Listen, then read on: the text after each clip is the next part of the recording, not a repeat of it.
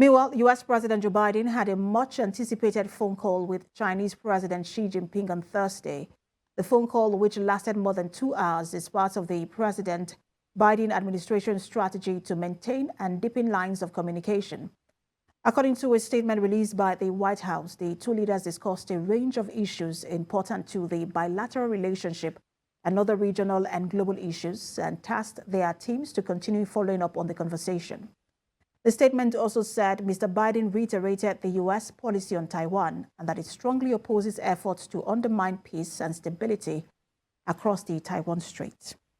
In the early morning hours on Friday, Taiwan's military began their last day of Hankwang drills at the Taipei Songshan Airport. The joint anti-aircraft exercise saw troops conducting counterattack drills simulating instances of enemy forces attempting to take down the airport. The Army also sent in V-150 armored personnel carriers to defend the base and was supported by the military police. The drills also had the military police use CM-34 Cloud Leopard infantry fighting vehicle to cover for the base troops and defend them against possible assault. Let's discuss this phone conversation between Mr. Biden and Mr. Xi and other regional issues involving the two countries. Global Affairs analyst Kunle Falowo joins me from Indianapolis via Skype. Good to have you join us. Thanks for having me. Now, when it comes to this phone call, a lot of analysts have said that it was a lot of positioning and just playing to the public by both leaders, and that, look, it was expected in the first place that there was not going to be any resolution from this meeting between President Biden and President Xi. But for you, do you agree with this analysis, and what was your expectations, or what were your expectations from this meeting? Well, the discussion, the phone conversation between President Xi and Joe Biden is very fundamental. We will continue to encourage conversations between world leaders. Don't forget that America is a leading world economy and closely followed by China. So, in order to have a de-escalation of rhetoric that will potentially cause chaos and problems in the world, we need diplomatic conversations to continue to expand, and this is encouraging. Nonetheless, it's not what we had anticipated, because we had thought that some concrete agreement would have come out of the conversation. But unfortunately, there's strong rhetoric coming from the Chinese side saying that it was more of a warning to the American government that they shouldn't interfere with the affairs of China as it is, and Taiwan. China sees Taiwan as a province of its country, and the U.S. is not seeing it that way. Hence, the need for continuous dialogue to see that this does not de-escalate to what we have in Russia and Ukraine right now. And we see how there is so much effort by President Xi and President Biden to avoid public conflict. But Taiwan, the issues around Taiwan seem to be the clog in the wheel of progress. Do you think that this proposed trip by Nancy Pelosi has made things even more difficult for the U.S.? Well, this is one of the major moves by the American government. The Chinese Communist Party is seeing this move as a direct crossing of the Chinese powers, because they see Nancy Pelosi as a strong leader and one of the strong officials coming from the U.S. And that is a pointer that the U.S. is also interested in the Taiwanese government, and they're also willing to help them. Nonetheless, they are saying that this is not good. They're threatening to shut down the airways and to make sure that they make it uncomfortable for Pelosi to come through if she wants to, or if she resolves to.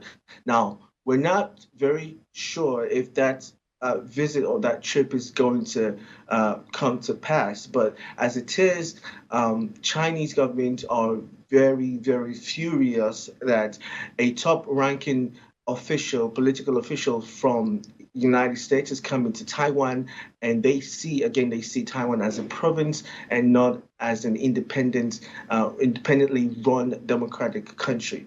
And so we should remember that last year Taiwan moved up one spot to become the eighth largest trading partner with the United States, and also Taiwan is a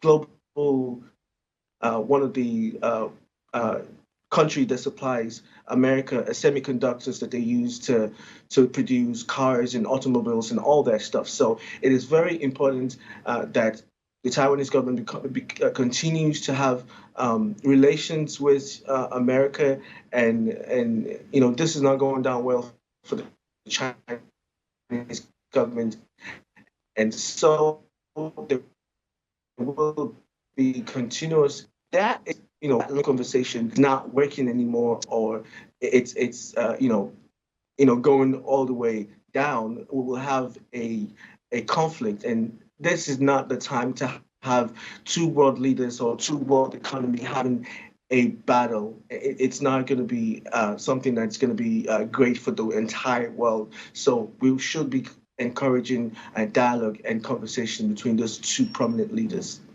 Well, the actual concern where a battle is concerned is the actual worry where a battle is concerned is China and Taiwan. And you heard President Xi, the reports that President Xi did say that he who plays with fire gets burnt, referring to that trip by Nancy Pelosi, and then eventual consequence for Taiwan.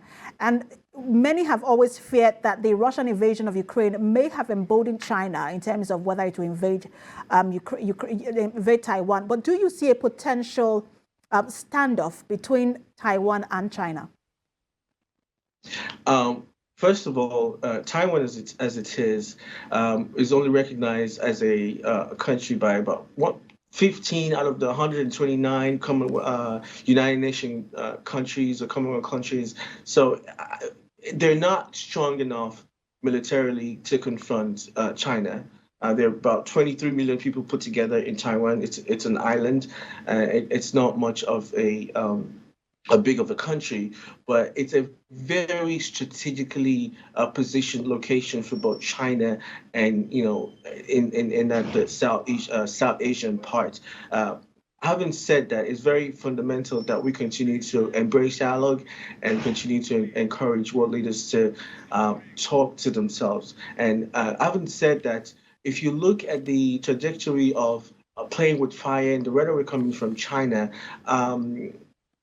Xi Jinping is a strong leader who is seeking another term in office, will be seeking another term in office, and they're having this Communist Party meeting coming up really shortly.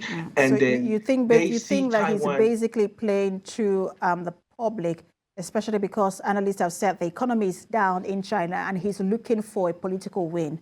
I wish I could allow you land. But I'm told my time is up. Thank you so much for talking to us. Global Affairs Analyst Kunle Falowo. Thank you. Visiting Chinese State Councilor and Foreign Minister Wang Yi has met with Russian Foreign Minister Sergei Lavrov on multilateralism and cooperation on the sidelines of the meeting of the Council of Foreign Ministers of the Shanghai Cooperation Organization in the Uzbek capital. Mr. Wang said China and Russia strengthening strategic communication in a timely manner is conducive to showing the basic trend in development of the China-Russia Comprehensive Strategic Partnership of Coordination, promoting the sound and steady development of bilateral relations, among others.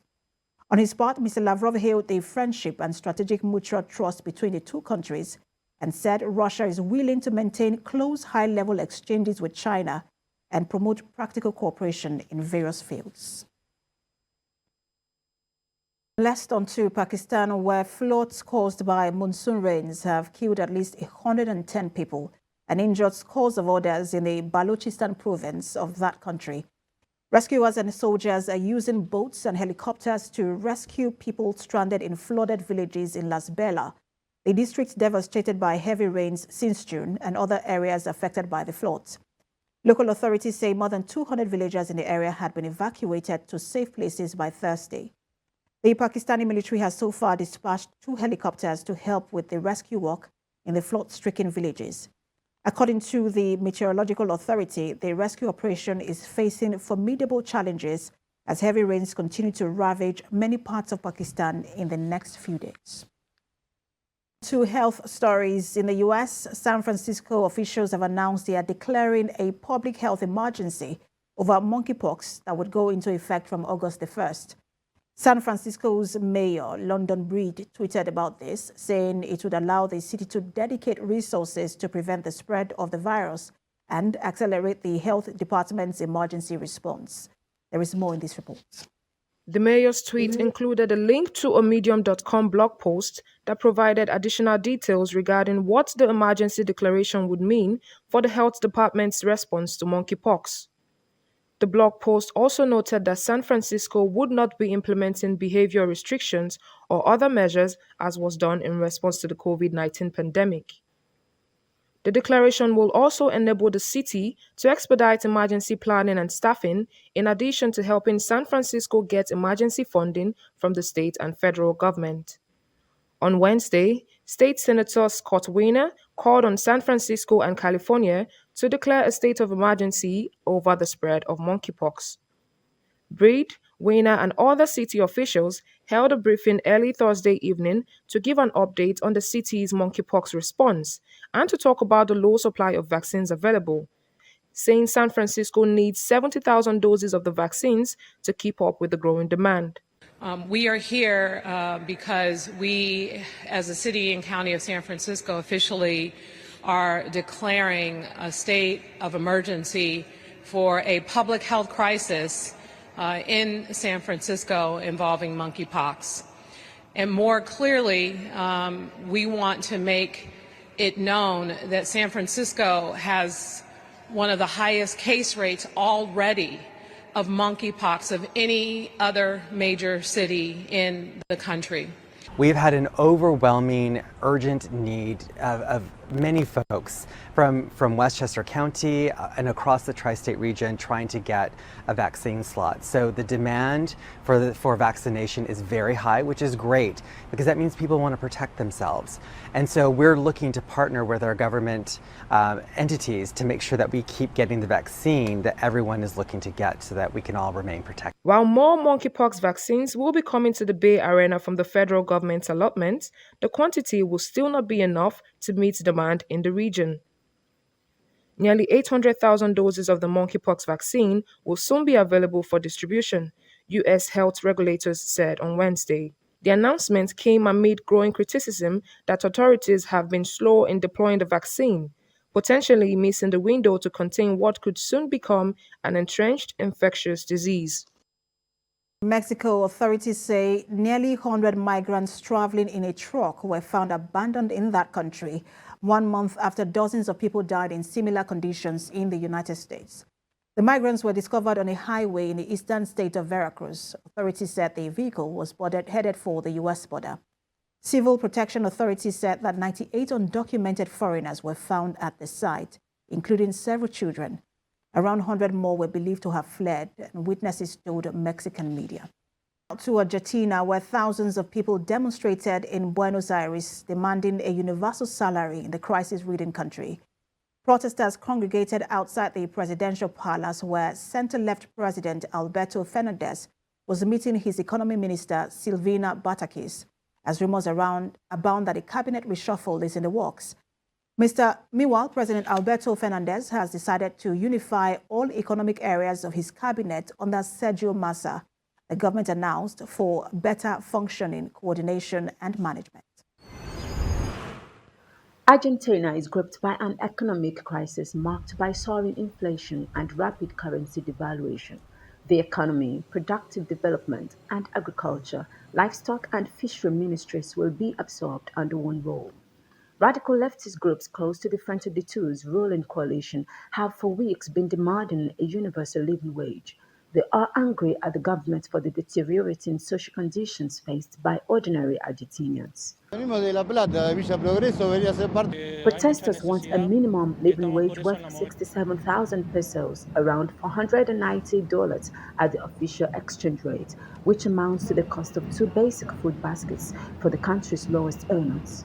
Some 37% of Argentina's 45 million population live in poverty, while inflation for the first half of the year topped 36%. Argentina, which earlier this year renegotiated repayments on a $44 billion loan with the International Monetary Fund, has committed to reducing its public deficit from 3% in 2021 to 0.9% by 2024. Batakis has just returned to the country from Washington, where she met IMF Managing Director Kristalina Joviva. Local press has been speculating that Batakis, who has been in the post for less than a month since the resignation of Martin Guzman, could be one of the heads to roll in a cabinet reshuffle. Argentina's government on Thursday appointed the head of the country's lower house of Congress, Sergio Massa, as the new economy super minister.